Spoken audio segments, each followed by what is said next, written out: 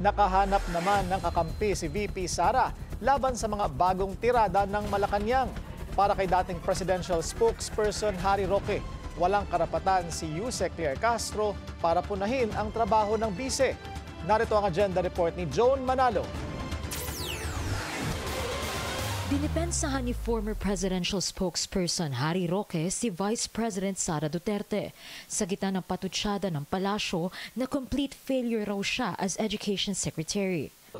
Medyo mainit ang ulo natin ngayon dahil itong anti-Claire neto, abay, talagang hindi ko alam saan nanggagaling ang mga hugot niya. Una-una, hindi ko alam kung sino nagsasalita kasi siya ay tagapagsalita ng Pangulo. So hindi ko alam kung si Pangulo nagsasalita dyan, kung si Marcos Jr.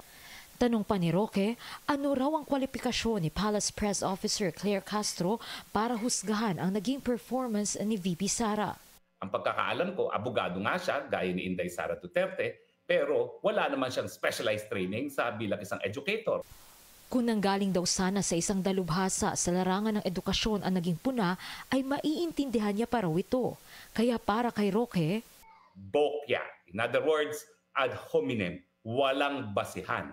Matatanda ang sinabi ni Castro na complete failure ang bise bilang kalihim ng DepEd dahil sa mga isyong kinasangkutan nito sa kanyang termino.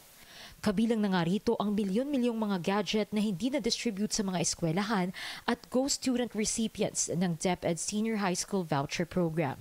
Para sa agenda, Joan Manalo, Billionario News Channel.